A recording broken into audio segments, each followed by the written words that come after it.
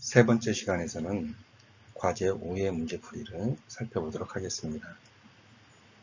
문제 1에서 어느 교환대에서는 5분 동안 평균적으로 2번의 발신음이 있다.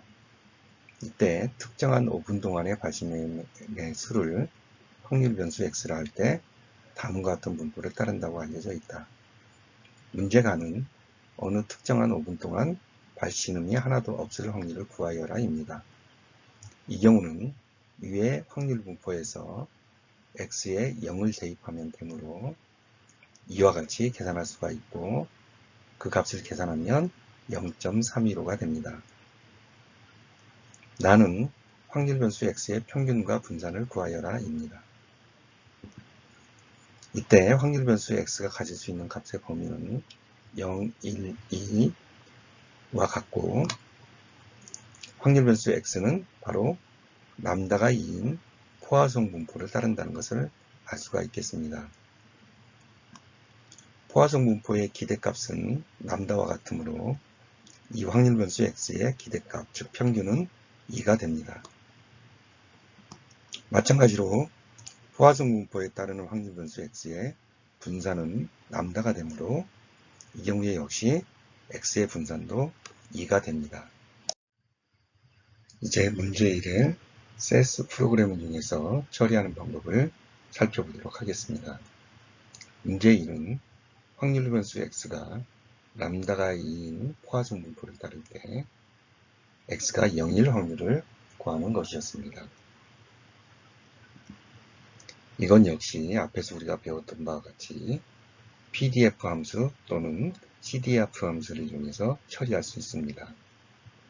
PDF 함수는 이산형 확률 변수에 대해서 특정한 확률값을 구하는 것이며 CDF 함수는 그러한 확률 변수의 값까지의 누적 확률을 구하는 것입니다. x가 0인 경우에는 포화송 분포의 경우 PDF 함수를 쓰는 것과 CDF 함수를 쓰는 것과 결과가 같게 된다는 것을 알 수가 있겠습니다. 이제 이러한 프로그램을 수행하여 얻은 결과를 출력하여 보면 앞에서 계산한 것과 같이 0.135 정도의 값이 출력된다는 것을 확인할 수 있습니다. 문제 2는 평균이 30이고 표준 편차가 5인 정기분포를 따르는 확률 변수 x에 대하여 여러가지 확률들을 구하는 문제입니다.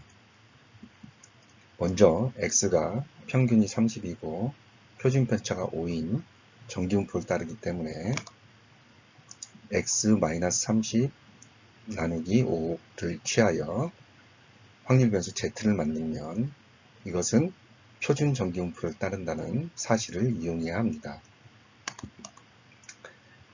첫째, x가 32.5보다 크거나 같을 확률은 32.5 빼기 30 나누기 5가 0.5가 되기 때문에 z가 0.5보다 크거나 같을 확률과 같습니다.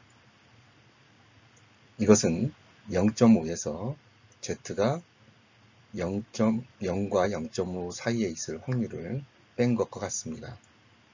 그리고 z가 0과 0.5 사이에 있을 확률은 여러분들이 책에 부표에서 찾을 수가 있고 이 값은 0.1915입니다. 따라서 최종적인 결과는 0.3085가 됩니다. 두 번째로 x가 40보다 작거나 같을 확률은 마찬가지로 40-30 나누기 5가 2가 되므로 z가 2보다 작거나 같을 확률이 됩니다. 이것은 0.5 더하기 z가 0과 2 사이에 있을 확률과 같게 되고 z가 0과 2 사이에 있을 확률은 부표에서 0.477임을 볼 수 있습니다. 따라서 최종적으로 값을 계산하면 0.9772가 됩니다. 세 번째로 x가 35보다 크거나 같고 40보다 작거나 같을 확률은 위와 유사하게 변환을 취하여 z가 1보다 크거나 같고 2보다 작거나 같을 확률로 계산할 수가 있습니다. 이것은 z가 0과 2 사이에 있을 확률에서 z가 0과 1 사이에 있을 확률을 뺀 것과 같습니다. 이들 각각을 부록의 표에서 찾으면 0.477와 0.3413이 됩니다. 따라서 차이를 계산하면 결과는 0.1359가 됩니다. 네 번째로 x가 25보다 크거나 같고 32.5보다 작거나 같은 확률을 구해보면 유사하게 변화를 취하면 이는 z가 마이너스 1에서 0.5 사이에 있을 확률을 계산한 것과 같습니다.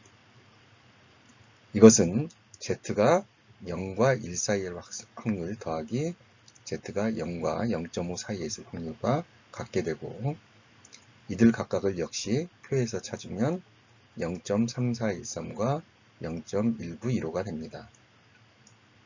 따라서 최종적인 결과는 0.5328로 계산될 수 있습니다.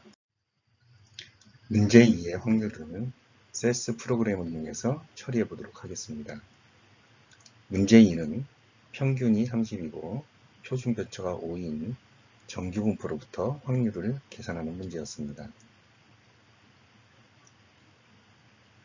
이때 세스에서는 역시 CDF 함수를 이용할 수 있는데 CDF 함수에 정규분포라는 노멀을 표시를 해주고 x라는 값과 평균과 표준편차를 지정하면 됩니다. 정규분포의 경우에는 PROV 놈 함수를 이용해서 표준정규분포 함수를 이용할 수도 있겠습니다. 예를 들어 x가 32.5보다 크거나 같을 확률을 구하기 위해서는 1에서 32.5보다 작거나 같은 확률을 빼면 됩니다. 혹은 PROV 놈 함수를 이용해서 z가 0.5라는 사실을 계산하여 지정해 줄 수도 있습니다. 나머지 다른 확률들도 유사하게 계산할 수 있으므로 여러분들은 이 세스 프로그램을 작성하고 해석해 본 다음 그 결과를 출력해 보기 바랍니다. 이해에서는 모든 경우에 CDF 함수와 PROV 놈 함수를 이용해서 각각 계산하였고 그 결과는 같다는 것을 확인할 수 있겠습니다.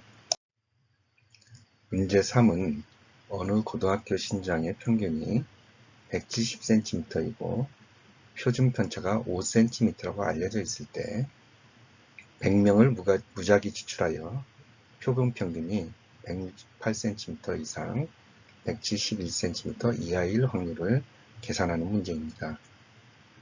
이의 내용을 다시 정리해보면 확률 변수 x가 평균이 170이고 분산이 5의 제곱인 정규분포를 따른다는 것이며 이때 표본평균 x반은 평균이 170이고 분산이 n분의 5의 제곱인 정규분포를 따르게 됩니다.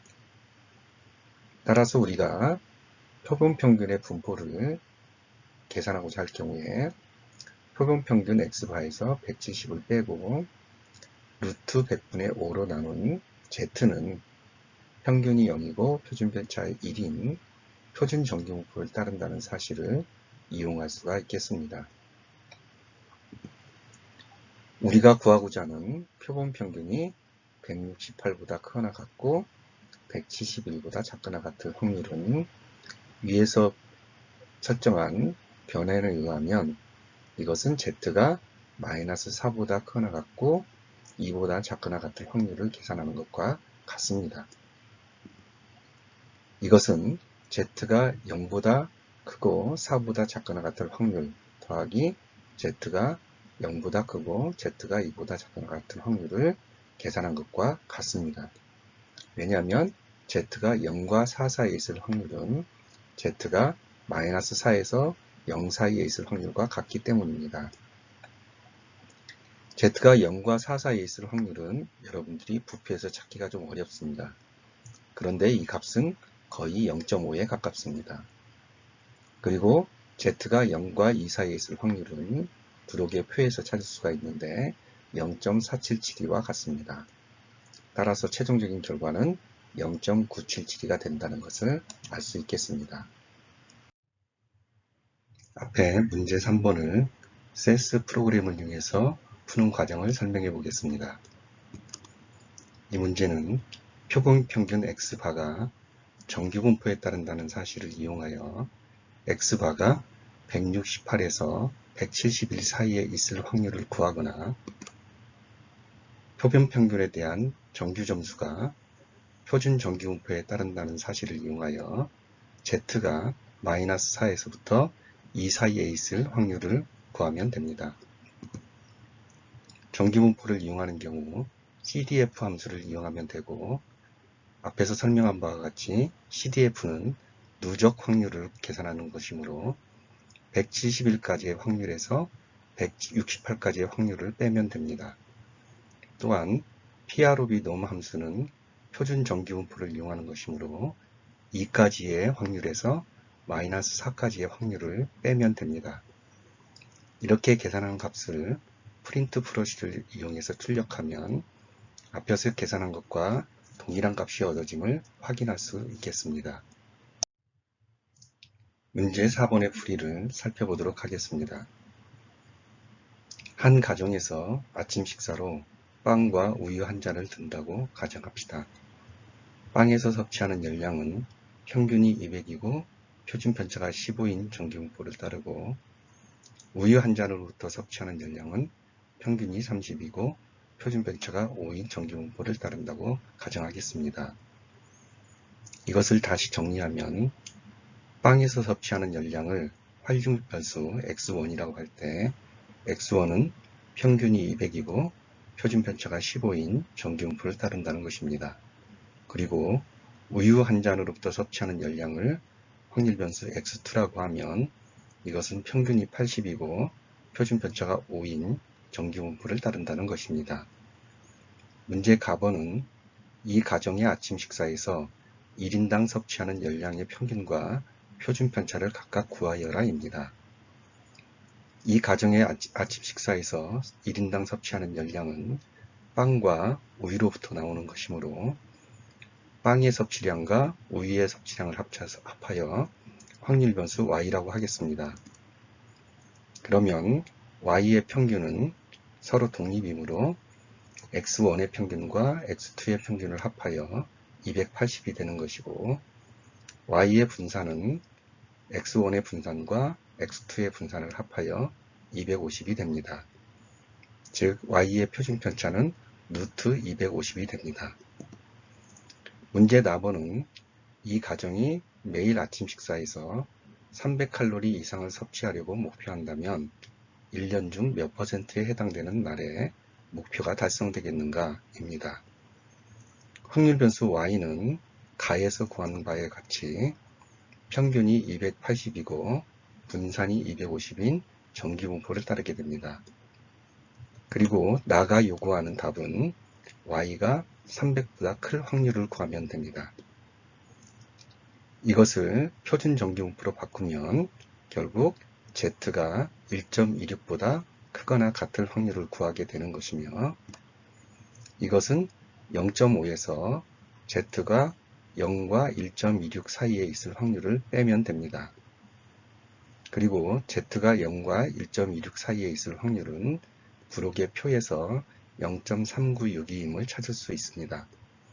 따라서 최종적으로 0.5에서 0.396을 빼면 약 10.38%가 답이 됩니다. 문제 4번을 CS 프로그램을 이용해서 풀어보도록 하겠습니다. 문제 4번에서 확률변수 y는 평균이 280이고 분산이 250인 정기분포를 따르고 있습니다.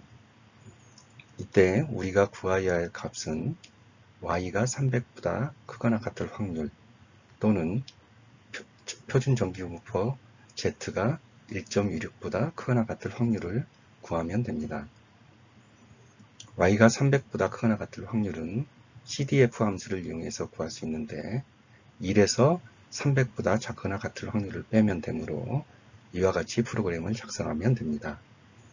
또한 z가 1.26보다 크거나 같을 확률은 1에서 1.26보다 작거나 같을 확률을 빼면 되고, 이것은 PROB norm 함수를 이용해서 구할 수가 있게 됩니다.